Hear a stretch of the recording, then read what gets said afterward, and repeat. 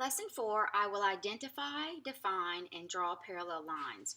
So identify parallel lines means that you will be able to find parallel lines. Define means you know what parallel lines are, and obviously you know what it means to draw them. So go ahead and get your math journal out and ready today, and we're going to draw a couple of things. Actually, we're just going to draw one thing in our math journal today. So go ahead and label it, and I want you to also go ahead and get a ruler because you're going to need to use it as a straight edge today. All right, so once you have your ruler, here's what I want you to do. All right, I want you to write in your journal parallel lines. Now, you may already have a little bit of familiarity with parallel lines, especially since we talked about perpendicular lines yesterday. So, perpendicular lines are lines that intersect and create right angles. Intersecting lines are just lines that cross. Parallel lines are lines that never, underline never, that never cross. Okay, now we're going to draw an example. Parallel lines can go any way, but we'll just draw ours. Let's draw ours this way. All right, so if I have a line going this way, so you're going to use your straight edge. Now I want you to draw another line that looks like it's like a train track, okay? It is the same distance from this line at any point. As perfectly as you can. As you can see, even mine are not perfect, but they should be the same distance apart on this end as they are this end, so that if I could take them and extend them forever in any direction, they would never cross, just like train tracks. Okay? All right, so this part I don't want you to put in your journal. I just want you to take a look, and we're going to talk about some parallel lines. So let's just take a look at a couple of examples of lines, and let's just identify which of these are parallel and which of these are not. You don't have to put this in your journal. We're basically just going to take a look at them, okay? All right, so take a look at these lines that have been drawn. They're actually line segments, but look at these line segments that have been drawn inside this W. If you extended these on and on forever in each direction, would they ever cross? No, they would not. So these are parallel. What about these? These are parallel too. Now, take a look at these line segments. Are they parallel? Why or why not? Well, did you say that it's pretty obvious if this line was extended like this, and if this line was extended like this, these lines are going to cross. So these are not parallel. What about these line segments? Yes. What about these? No, because it's obvious that if you continued them on, they would eventually cross. All right, let's go ahead and take a look at our problem set today. So go ahead and put your name at the top, and you're going to see that we are going to be tracing what appears to be some parallel lines, okay? So go ahead and get your journal, or excuse me, not journal, but go ahead and get your problem set, write your name on it. And I'm going to use a highlighter so that you can see it. You can use a highlighter or you can just use a pencil, doesn't matter. All right, so let's take a look at some of these objects. I'm going to do the first one with you, and then I want you to go ahead and take a look at the rest and see if you can't find some by yourself, okay? So in this musical note, these two notes appear to have parallel line segments.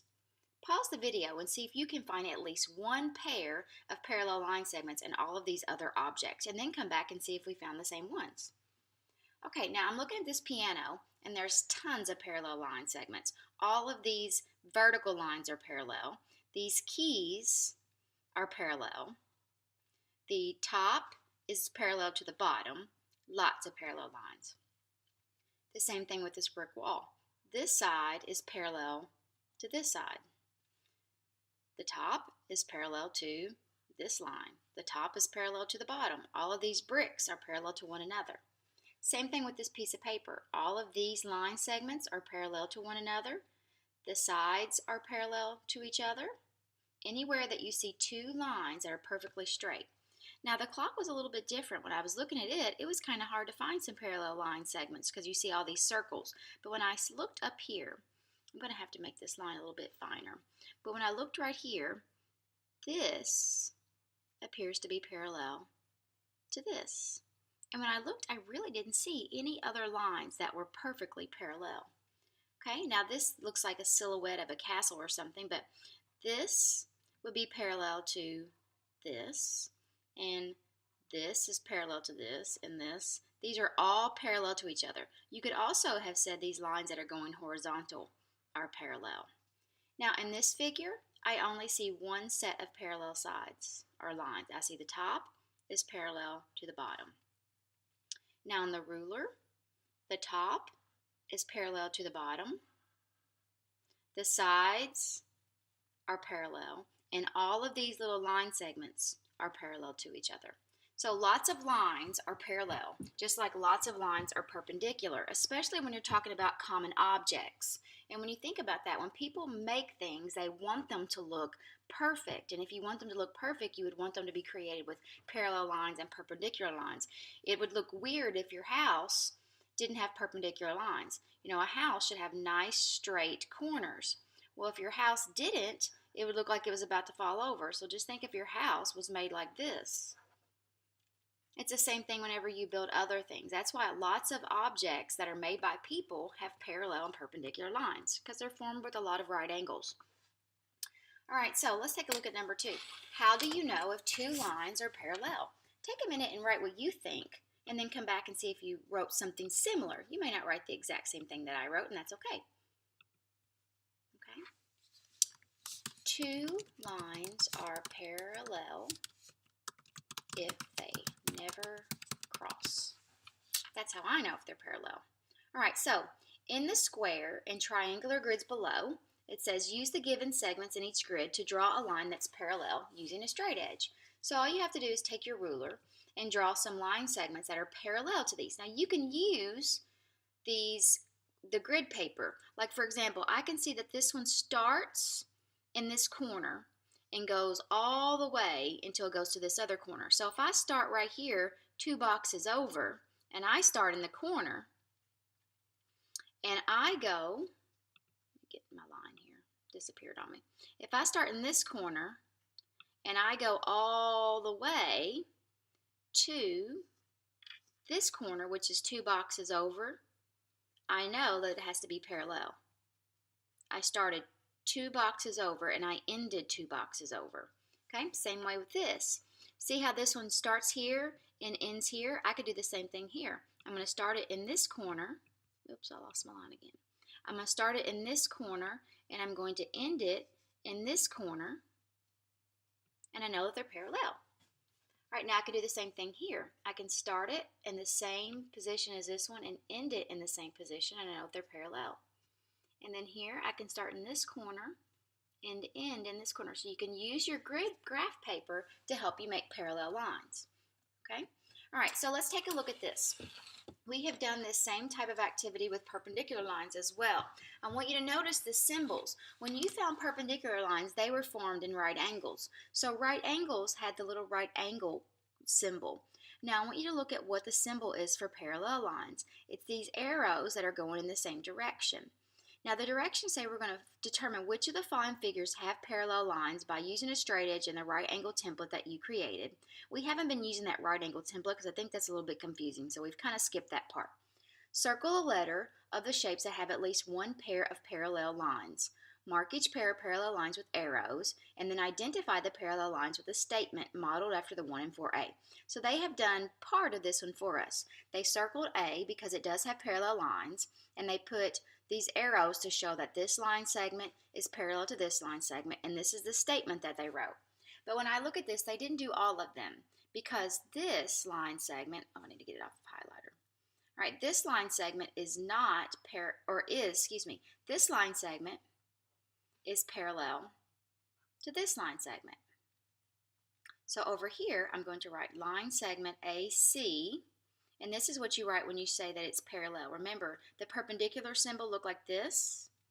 The parallel symbol looks like this.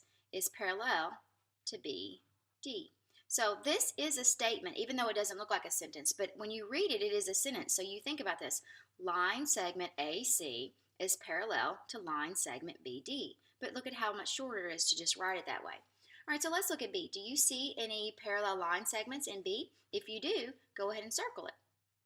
Well, hopefully you chose to circle it.